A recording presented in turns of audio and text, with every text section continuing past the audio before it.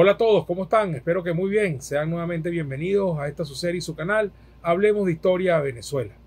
Vamos a continuar hoy conversando con la profesora Alexandra Telles sobre el apasionante tema de los juicios que España siguió contra nuestro precursor Francisco de Miranda.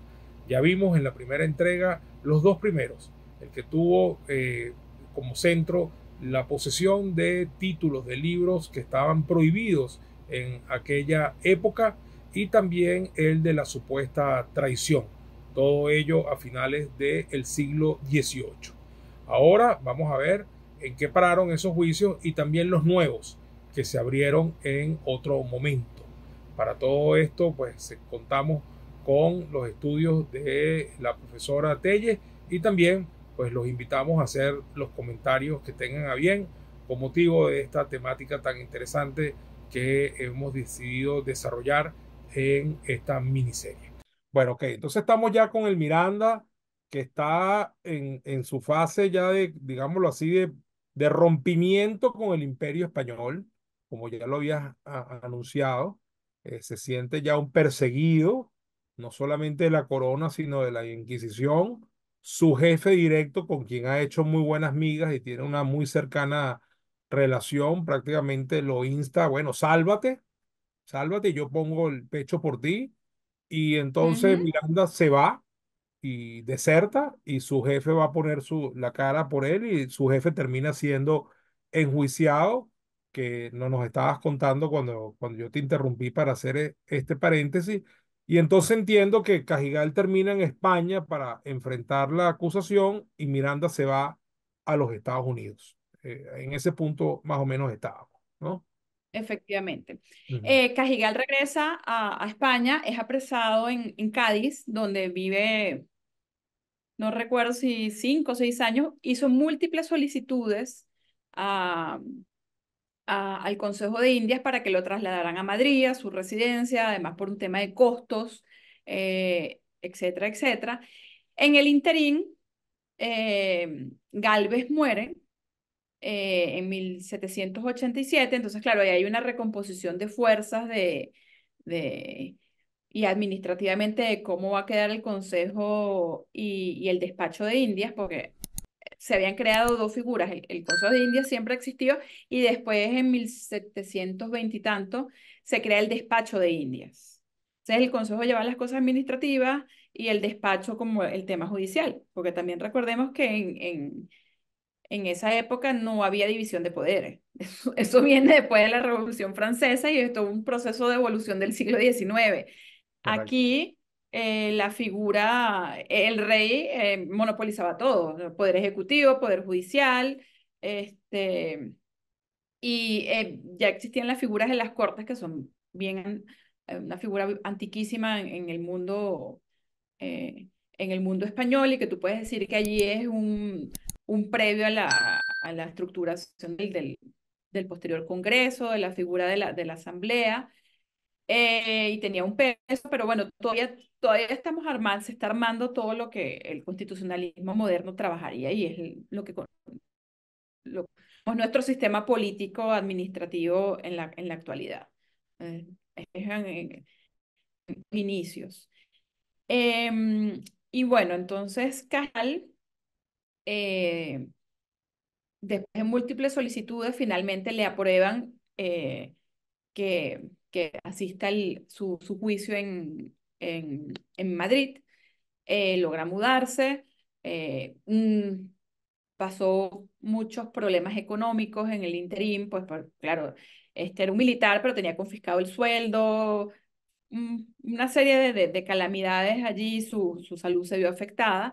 Y en 1791 el fiscal de la causa no le queda más que desestimar la primera acusación de traición, porque con el sumario mirandino más la defensa de Cajigal, ellos logran demostrar que la persona que recibió a Campbell y en la que se solicitó se ocupara de este general inglés, no era Miranda, era el señor Montesinos, que además se había ido con Cajigal a España, porque era parte como de su personal de confianza y también era un militar. Y él mismo atestigua y dice, mire, yo fui la persona que llevó a este general y su comitiva al, al castillo y efectivamente, pues bajamos a la parte de carpintería donde vi unos mapas, una cosa, pero la misma oficina de India desestima y dice, eso no era motivo de verdad para aplicar un juicio de traición, un juicio de que eso afectaba, ponía en riesgo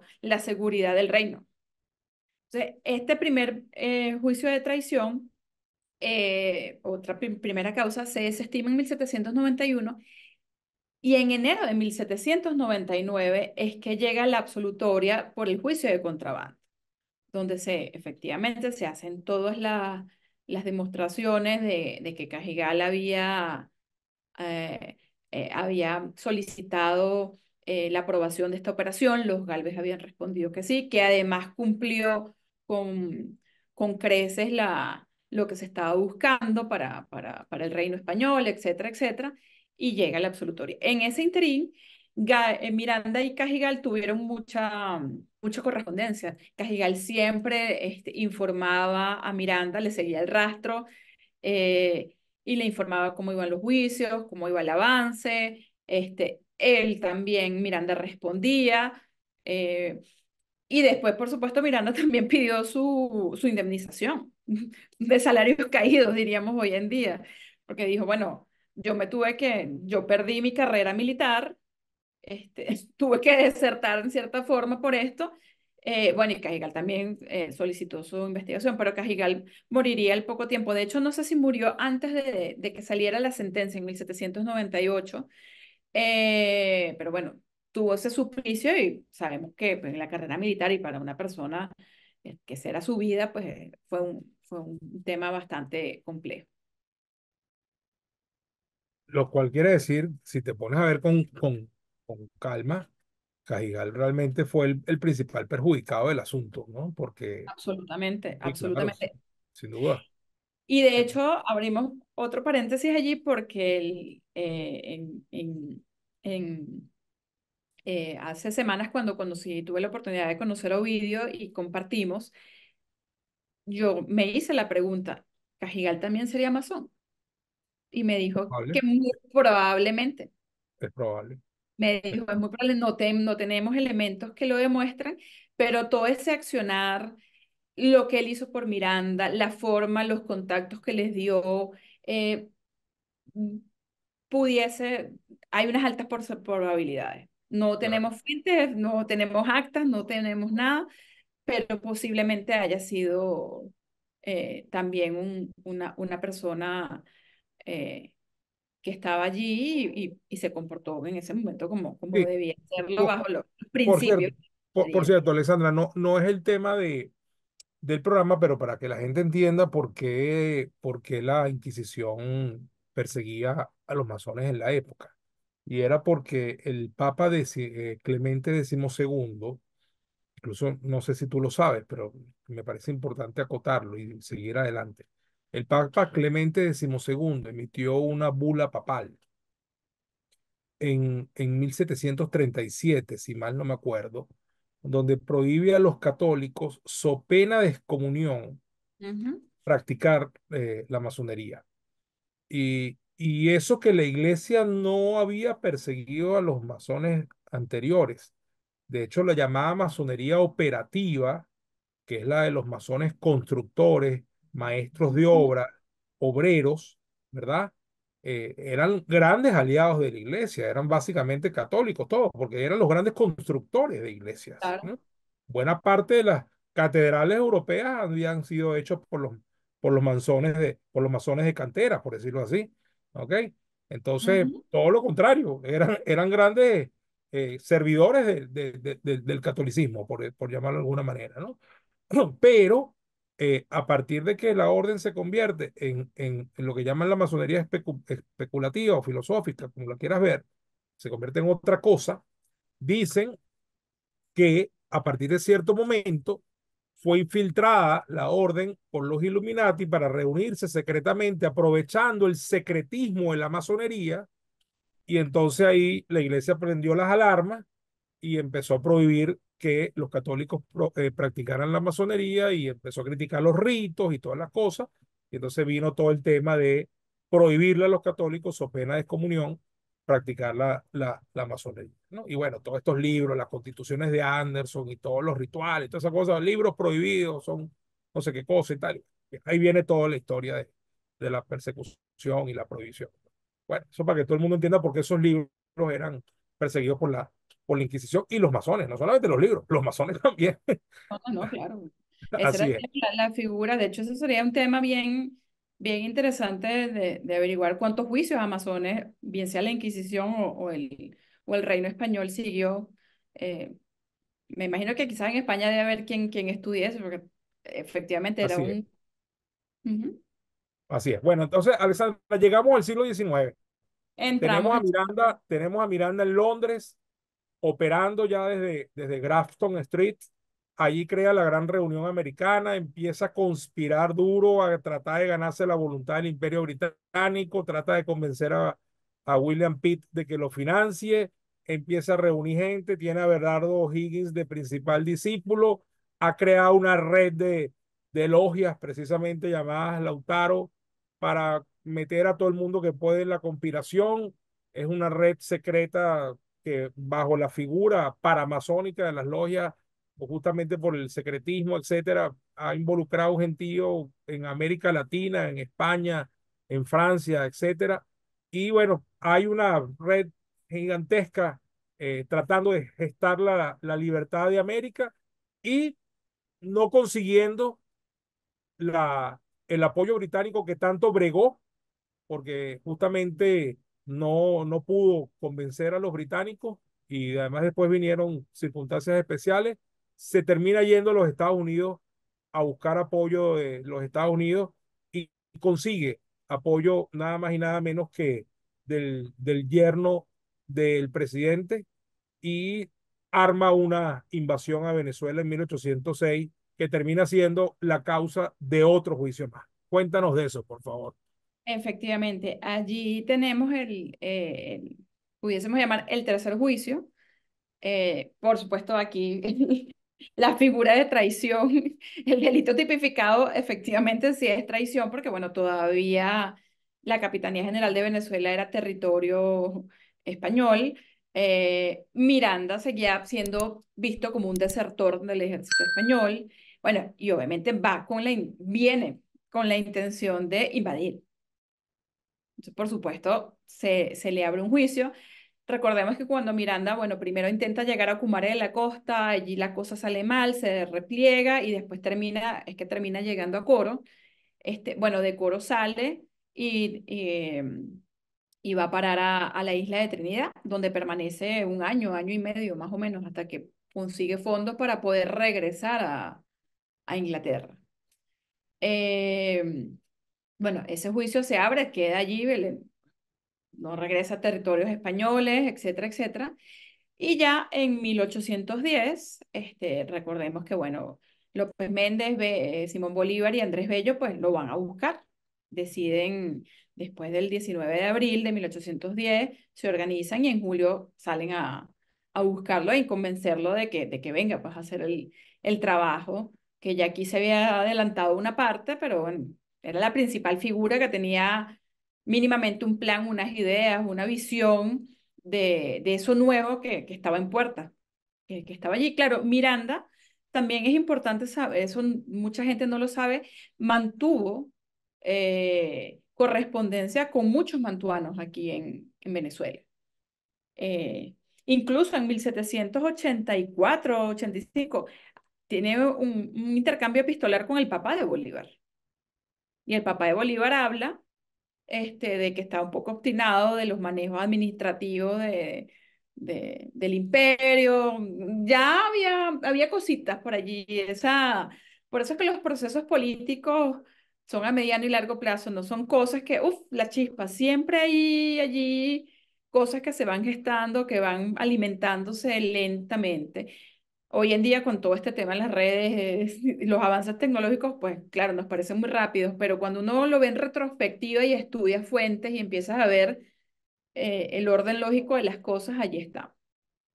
Mira, Miranda, Alexandra, una cosita, qué interesante lo que acabas de decir, porque el capítulo anterior a este se llama la economía en la guerra de la independencia. Y justamente conversando con Antonio Paiva, una de las cosas que decíamos era que la independencia, entre otras cosas, no solamente es el tema de la igualdad, la fraternidad y la libertad, y obviamente hubo inspiración de la revolución y de lo que había pasado en los Estados Unidos. Obviamente mucho de eso hubo. Obviamente la mano de Miranda estuvo metida en todo este asunto con la creación de las logias y todo. Eso es verdad, eso no es mentira. Y los sucesos de Bayona, el secuestro de Napoleón, del asunto, el vacío. Eso aceleró lo que venía. Eso se lo que venía y creó un vacío de poder que los criollos supieron aprovechar. Pero, las razones económicas fueron fundamentales porque los tipos aquí estaban cansados del asunto, de los impuestos, de las rutas que le imponía la corona para el comercio. Y eso que tú acabas de decir, de que Miranda mantuvo comunicación con el papá de Bolívar, cosa que yo no sabía. Te agradezco el dato y que el papá Julián le manifestó cierto hastío, cierto cansancio de que estos tipos les imponían cosas y tal. Bueno, eso lo dijo Antonio Paiva en el programa, no con el dato preciso de, de lo del papá de Bolívar, pero sí el tema del cansancio que tenían los mantuanos de lo que le imponía la corona. Y yo le decía, bueno, yo no me acuerdo si en el manifiesto de Cartagena o si en la carta de Jamaica, pero en uno de los dos documentos está que entre otras cosas Bolívar justifica la continuación de la guerra porque él dice, bueno, pero es que España se dejó de comportar como la madre patria para convertirse en una mala madrastra. Ya nosotros estábamos obstinados de España. Y de alguna cosa estoy seguro que eso también tiene que ver es con el tema económico, porque ellos eran los dueños de la economía del continente, los mantuanos, básicamente, ¿no? Bueno, ¿Eh? de hecho hay toda una línea historiográfica que se dedica a estudiar la historia económica de las debacles de las diferencias norte-sur o de la colonia periferia, de los modelos inglés e hispano, y mucho se achaca a eso, bueno, bien sea por el tema del protestantismo y la visión del trabajo y de la economía, con la visión, hay mucho de eso, pero efectivamente el manejo que hicieron ha sido muy criticado. Si bien hubo un desarrollo, si bien hubo eh, adelantos, porque también cuando uno se pone a estudiar esto, pues la visión cambia, porque también uno aprende un estilo de historia, bueno, que siempre fueron malos, que antes en la época colonial no fue muy mal, le fue muy mal a los indios, le fue muy mal a los negros, etcétera, y no es tan así. Más bien el siglo de uno se pone, yo me he puesto muy crítica y veo ya con otros ojos el siglo XIX porque el liberalismo de verdad no trajo la igualdad jurídica a nuestro, mm, el término no me gusta mucho, pero nuestros hermanos originarios o los indígenas de América y los esclavos, porque siempre estuvieron disminuidos, o sea, los criollos tomaron un poder, pero la igualdad jurídica que la base de lo que vino en el siglo XIX no se dio. Y muchas veces cuando estudia juicios del siglo XVII y XVIII, pues había una protección especial, era hacia estas personas y a veces ganaron juicios y a veces les fue mejor y hubo reconocimiento, pero ese tema económico de los pagos, de los manejos, de ese centralismo tan férreo, sí afectó muchísimo, sí, sí está presente, sí complejizó las situaciones. Hay un libro que editó el Banco Central en 1961 o 63 que tuve la oportunidad de leer. Creo que lo editó Pedro Graces, sobre la economía en el siglo XVII en Venezuela. Una economía totalmente abandonada de contrabando. O sea, durante 100 años no vino el galeón, que era el que repartía los bienes y servicios que salían de España. Durante 100 años aquí no llegó nada. Todo lo que nos llegó fue por contrabando de las islas de las Antillas holandesas y lo que salía de Venezuela, el café y el cacao, que era muy bien apetecido en Europa y siempre hay muchas fuentes que te hablan de lo maravilloso del cacao, etcétera, etcétera. Entonces salía por contrabando. Éramos una tierra de nadie. O sea, a veces yo me planteo la situación del tema económico y digo, hemos cambiado mucho nuestro modelo extractivista, porque cuando tú lees eso y ves que durante 100 años, y entonces por eso había unos niveles de independencia en la serranía de Falcón, en otros lados, porque bueno, los indios y los negros habían logrado hacer todo un mecanismo económico con, eh, con estos piratas tenía un total independencia y cuando llega la compañía guipuzcoana a poner control, porque se dan cuenta que esto son 3.000 kilómetros de costa y nadie se está ocupando, se ocupa es de México, de Perú, habían centrado las fuerzas en otros lados, la gente dice, después de 100 años me vas a controlar, vas a venir a querer poner orden, me tuviste abandonado más de 100 años, no llegaban bienes, productos, servicios, aquí todo el mundo andaba por libre. Entonces, claro, allí, bueno. Totalmente, Ujú. totalmente. Sí. Mira, Alexandra, una cosa, volviendo al tema de los juicios, porque es que yo brinqué de una vez al año 1806 porque ese es el otro juicio, pero hay un detalle importante de comentar, que es que ciertamente salieron estas sentencias absolutorias y tal, y eso es muy bueno aclararlo, que formalmente fueron absueltos del tema del Cosa contrabando, poco común, poco muy, común, claro, muy muy poco importante. común. Sí, Cuando uno revisa al gran jurista medieval y el gran historiador del derecho español, Tomás y Valiente, la proporción era 98-2, algo así, de sentencias absolutorias, porque como te dije, el rey era el que impartía justicia también, entonces no sí, iba, era sí. cuchillo para su garganta reconocer los errores de la administración. No, y además un tipo que estaba mal visto desde el principio y que evidentemente en otras cosas estaba claro que no era inocente, como lo de los libros prohibidos. Lo que te quiero decir es que es muy importante tener claro que en algunas cosas fue absuelto con respecto a lo de la traición, lo del espionaje, lo del contrabando. Es muy importante tenerlo claro que fue absuelto, lo cual quiere decir que las pruebas allí fueron contundentes. Pero lo que quiero decir es que es muy claro, es muy importante tener claro que a pesar de eso, había otras causas ahí andando que fue lo que hicieron, por ejemplo, que Catalina de Rusia tuviera que protegerlo, porque no olvidemos que Catalina de Rusia lo hace coronel y le da acreditación rusa, creo que incluso le dio un pasaporte, Sí. para protegerlo, para que él pudiera andar por Europa medianamente tranquilo, porque seguía siendo un perseguido, ¿no? Y yo me imagino que Y que la otra causa que no cesaba era la de la Inquisición, por ejemplo. ¿No?